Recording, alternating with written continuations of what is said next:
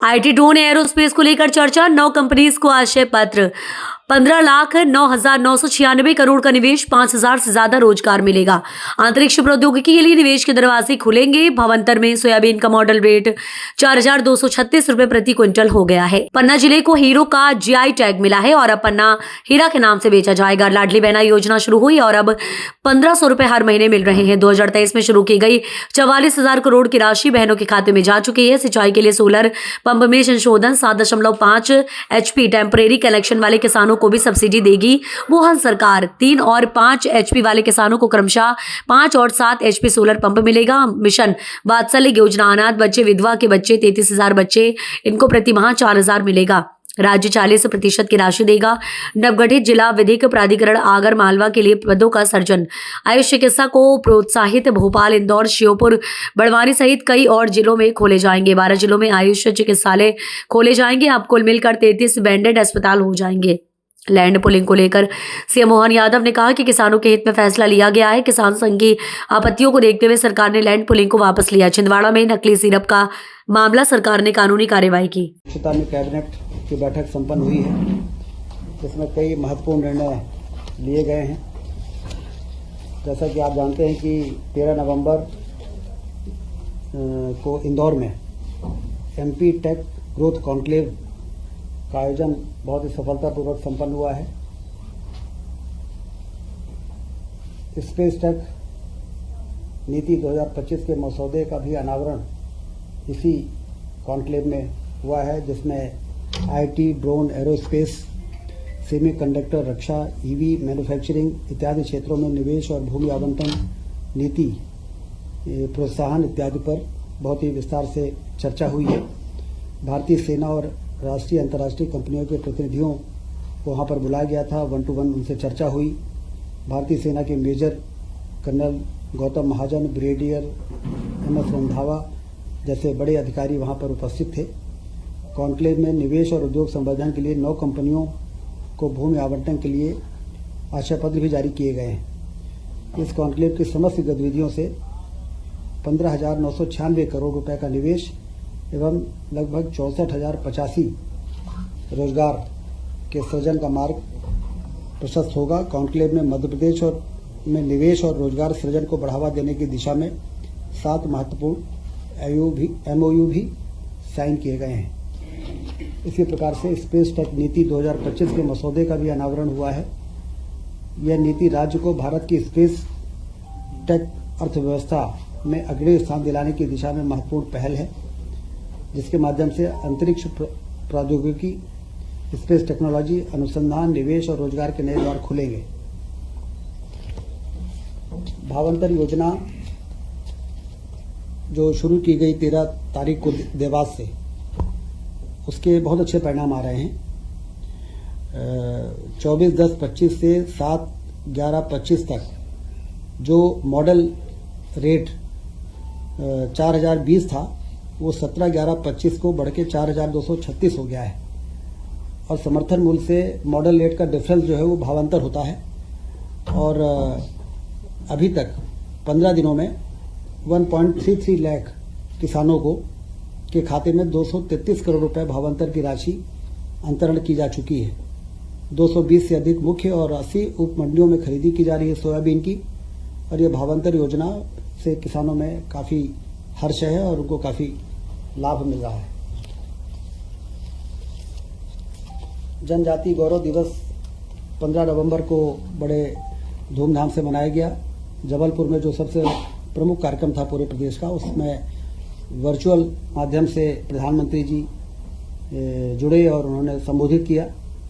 150वीं जयंती भगवान बिरसा मुंडा की बड़वानी, अलीराजपुर, जबलपुर में विशेष आयोजन हुए। बाकी पूरे प्रदेश के सभी जिलों में इसके आयोजन हुए और काफ़ी बढ़ चढ़ के लोगों ने इस कार्यक्रम को में हिस्सा लिया और इसको अभूतपूर्व सफलता मिली है।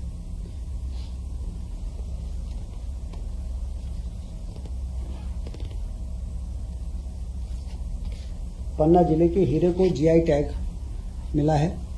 ये भी हम सबके लिए बड़ी उपलब्धि है। पन्ना को तो अभी भी हीरे के लिए जाना जाता था, परंतु जीआई टैग मिलने से अंतर्राष्ट्रीय स्तर पर इसकी मान्यता होगी और पन्ना डायमंड के नाम से इसे बेचा जा सकेगा। युवाओं और कारीगरों को रोजगार के नए अवसर मिलेंगे। यह प्रदेश के लिए बड़े गर्व की बात है।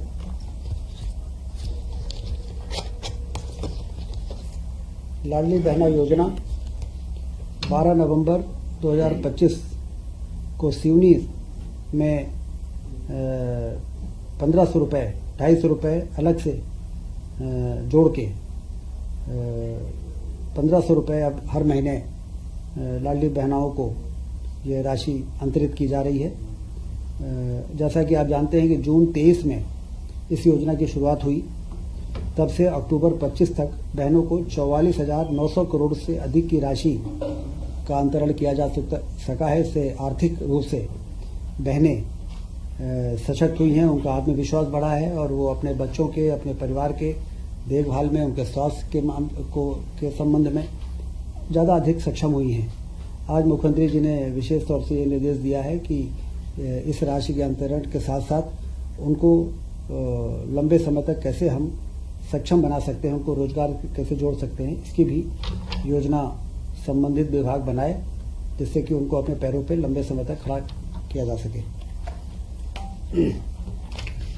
कैबिनेट के जो एजेंडे प्रमुख रूप से थे, उसमें सिंचाई के लिए सोलर पंप स्थापना की जो योजना 24 जनवरी 25 को लागू हुई, प्रधानमंत्री कृषक मित्र योजना में संशोधन का एजेंडा आज कैबिनेट में था और उस संशोधन में 7.5 HP क्षमता का सोलर पंप लगाने के लिए अस्थायी विद्युत कनेक्शनधारी कृषक का अंश 10% रहेगा। शासन द्वारा 90% की सब्सिडी उनको दी जाएगी, जिससे कि जितने भी टेम्परेरी कनेक्शनधारी हैं लगभग 3 लाख हैं और जो परमानेंट कनेक्शनधारी हैं वो करीब 20 लाख से ऊपर हैं। तो केंद्र सरकार की सब्सिडी का जो सीमा है, उस सीमा तक हम कृषकों को अब धीरे धीरे सोलर पंप में ट्रांसफ़र करेंगे और केंद्र सरकार से भी लगातार ये मांग करेंगे कि आप उस सीमा को बढ़ाते जाएं, जिससे जल्दी से जल्दी हम सारे टेम्परेरी कनेक्शनधारी और फिर परमानेंट कनेक्शनधारी को हम सोलर से ये जो इलेक्ट्रिक पंप से सोलर में शिफ्ट कर सकें, जिससे कि लाइन लॉस और सब्सिडी के जो बोझ आता है उससे भी मुक्ति मिले और किसान भी क्वालिटी की बिजली आसानी से अपने स्तर पर प्राप्त कर सके सोलर के द्वारा। 3 व 5 HP के जो अस्थायी विद्युत कनेक्शनधारी हैं को एक क्षमता अधिक यथा 5 या 7.5 HP सोलर पंप प्राप्त करने के लिए विकल्प दिया जाएगा। मतलब 3 HP वालों को 5 HP का सोलर पंप और 5 HP के जो इलेक्ट्रिक पंपधारी हैं उनको 7.5 HP का भी सोलर पंप यदि लगाना चाहें तो उनको वो सुविधा उपलब्ध कराई जाएगी। यह संशोधन आज के कैबिनेट के इस एजेंडे में लाया गया है। एक बहुत ही महत्वपूर्ण निर्णय हुआ है। मिशन वात्सल्य योजना अंतर्गत गैर संस्थागत सेवा यथा स्पॉन्सरशिप, फॉस्टर केयर और आफ्टर केयर जो बच्चे इस प्रकार के हैं, जैसे विधवा, तलाकशुदा या परित्यक्ता माता के जो बच्चे होते हैं, अनाथ एवं विस्तारित परिवार के साथ निवासरत बच्चे, असाध्य बीमारी से पीड़ित माता पिता के बच्चे, इस प्रकार से जो बच्चे हैं लगभग 33,346 बच्चे, उनको प्रतिमाह 4,000 रुपये दिया जाएगा। केंद्र सरकार 60% इसमें का अंश रहेगा और राज्य का 40%। टोटल 1,022 करोड़ की वित्तीय व्यय का ये प्रस्ताव था। इसको आज कैबिनेट ने मंजूरी दी है और इन तमाम तरह के बच्चों के देखभाल के लिए 4,000 रुपये प्रतिमाह उनको आर्थिक सहायता दी जाएगी।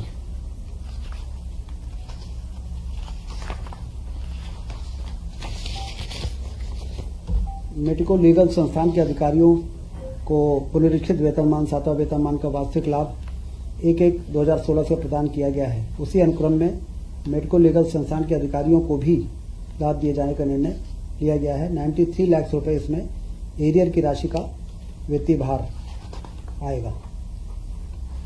सोशल इम्पैक्ट बॉन्ड योजना 6/10/2023 से लागू प्रशासकीय विभाग सामाजिक न्याय विभाग का है। इसके लिए 25-26 के लिए सोशल इम्पैक्ट बॉन्ड योजना 100 करोड़ का बजट का प्रावधान किया गया है। योजना के तहत सामाजिक सेवा प्रदाता हितग्राहियों को सेवा प्रदान करने के लिए रिस्क फंडर से धन जुटा है। प्रदत्त सेवा के परिणाम का मूल्यांकन एक निष्पक्ष बाह्य एजेंसी द्वारा की जाएगी। सोशल स्टॉक एक्सचेंज उक्त संपूर्ण कार्य को संपादित करने के लिए एक कॉमन प्लेटफॉर्म के रूप में कार्य करता है और विभिन्न सामाजिक उद्देश्यों के कम करने वाले नोट फॉर प्रॉफिट संस्थानों को रिस्क फंडर्स धन जुटाने में सक्षम बनाता है। इसका भी अनुमोदन किया गया है। नवगठित जिला विधिक सेवा प्राधिकरण आगर मालवा हेतु नवीन पदों का सृजन।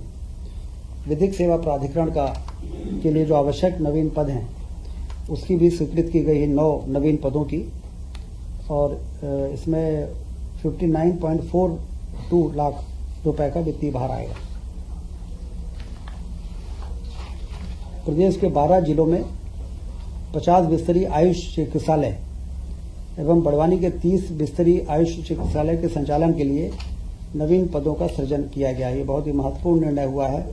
आयुष चिकित्सा को प्रोत्साहित करने के लिए, बढ़ावा देने के लिए अब भोपाल, इंदौर, नरसिंहपुर, मंडलेश्वर, बालाघाट, गुना, भिंड, सीहोर, पन्ना, श्योपुर, अमरकंटक, सुजालपुर में 50 बिस्तर के आयुष चिकित्सालय बनाए जाएंगे और बड़वानी के 30 बिस्तरीय आयुष चिकित्सालय के संचालन के लिए 373 नवीन पदों का सृजन किया गया है।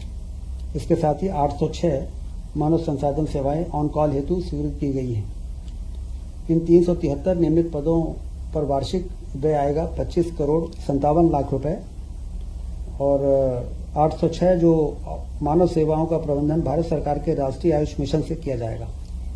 ये बड़ा मैन पावर मंजूर हुआ है जिससे आयुष चिकित्सा को गति मिलेगी। 12 डिस्ट्रिक्ट में आयुष हॉस्पिटल ओपन किए जा रहे हैं।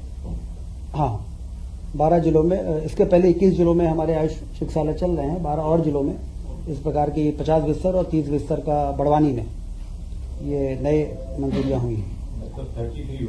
33 हो जाएंगे।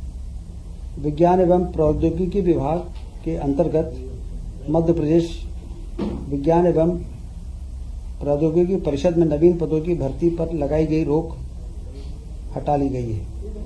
साइंस एंड टेक्नोलॉजी विभाग के अंतर्गत जो रोक थी नवीन पदों की भर्ती की, वो आज विड्रॉ हो गई। ये सारे एजेंडे रहे आज कैबिनेट की बैठक में, जिस पर चर्चा हुई है, निर्णय हुए हैं।